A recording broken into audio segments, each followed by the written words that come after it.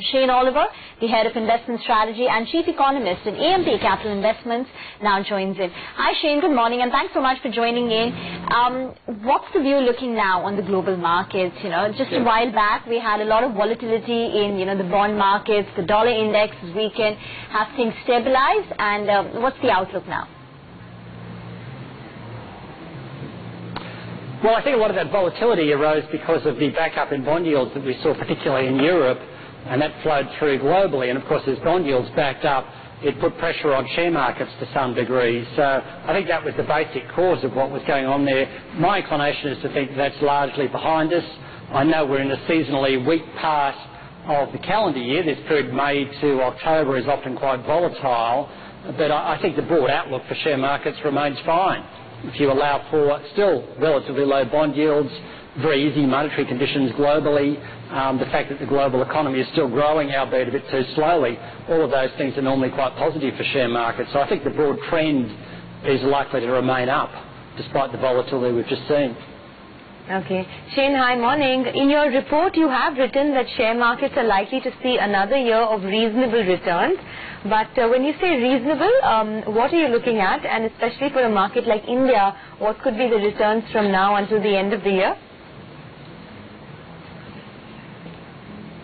Well, in a world, I guess, of relatively low inflation, reasonable is something like 8 to 10%. In India's inflation rate's a little bit higher than that, running around 5%. So India might be a little bit stronger than that. But globally, if you think globally first, I think returns are looking at the order of probably around 15%, given what we've already seen so far this year. Even if we go through a bit of further consolidation and then rally at the end of the year, I think we're still on track for returns of around 15%.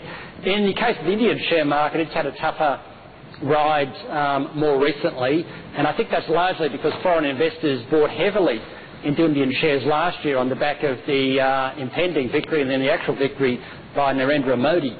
And that sort of buy on the rumour effect discounted a lot of the reformist agenda that he would put through. And so since then you've seen a bit of a consolidation going on in Indian shares. But I think even in India, despite the relatively rich valuations, it's still reasonably attractive compared to markets like Brazil, for example, or much of South America, where the commodity price downturn is still impacting, and of course economic reform is still sort of a distant pipe dream.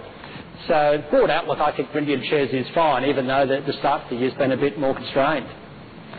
Yes, but even then, the likes of Brazil have outperformed India so far in 2015. The returns of the Brazilian index have given us 10% compared to 1 to 2% for the Indian market.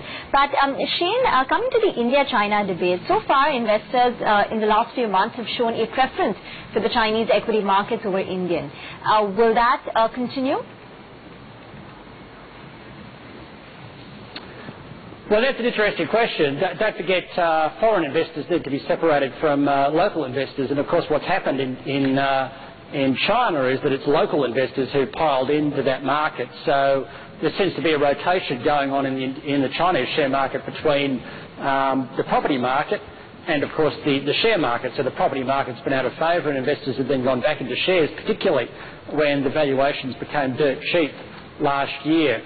My feeling is that there's still more upside in the Chinese share market, but the easy gains are behind us. We've gone from single-digit PEs, the PEs now around 15 to 17 times, depending on which one you look at. So a lot of the valuation story, that aspect, the cheapness has been removed, but by the same token, I think over the next 6 months we'll probably see more signs that the Chinese economy, that growth is stabilising. And therefore that should give further impetus to the Chinese share market going forward. Foreign investors haven't been big participants in that rally. The trouble, I think, with India is that foreign investors had been heavily loaded up on Indian shares. So as we came into this year, and I guess doubts grew about how quickly the reform agenda would proceed, that's caused foreign investors to hold back a little bit because, to a degree, they're already in there. They're already loaded up. So you probably need to see a bit of that optimism regarding foreign investors for India unwinding a little bit before it starts to outperform in a relative sense again. Okay, so to summarize for us, which are the markets that look overheated now and, which will perhaps give relatively lower returns by the end of the year? And on the flip side, which are the markets that top your list?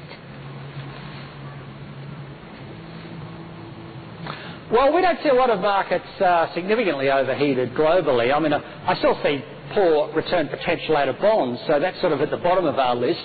In fact, we have very low positions in global bonds. I think it's around 5% in global investment grade.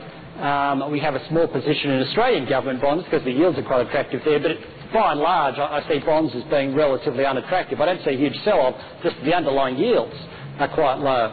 And then if you look around the world where the opportunities are, they're probably, I think, in Asian equities. Valuations overall still look pretty good in Asia. China, Hong Kong, China's not as good from a valuation story, but Hong Kong looks okay. South Korea, reasonably really good value there. Taiwan look reasonably good. And also if you go across to Europe, valuations there look reasonably attractive. And as the European recovery proceeds and quantitative easing continues, then that should help European shares.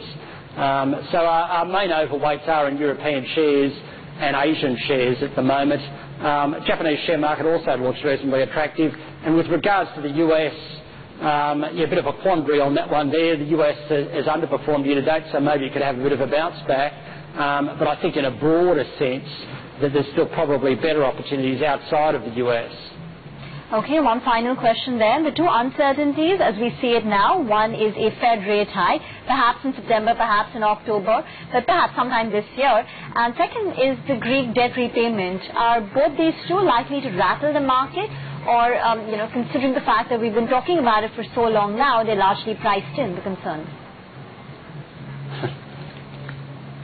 Well, that's a good point you made at the end there, that we have been talking about both of those things for so long, so it could well be that they're priced in.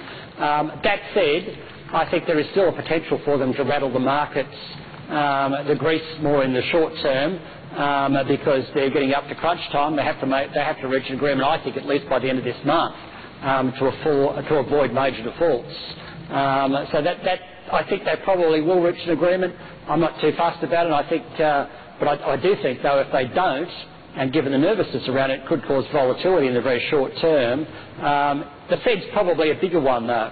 I mean, even if Greece decides to default and it doesn't work out, then I think that would only have a relatively modest negative impact on European shares and global shares, because the rest of Europe is in much stronger shape than was the case last time Greece was going through its problems, 2, 3, 4 years ago. In terms of the Fed, it's probably the most significant one to watch. My feeling is at the moment the investors are reasonably comfortable the Fed won't tighten until September or later. If it does look it might be earlier, then that could cause volatility. And if you go back to 2004, back to 1994, when the Fed last started raising interest rates after major rate cutting cycles, the US share market did have 8 to 9% corrections. So the Fed, I think, is the one to keep an eye on. And what the Fed does, of course, reverberates globally because it impacts the US dollar. So in my view, that's probably the key focus going forward in terms of the risk to keep an eye on. Okay, Shane, thanks for that very rich and enlightening conversation. You have a good day. Thanks for giving us your views.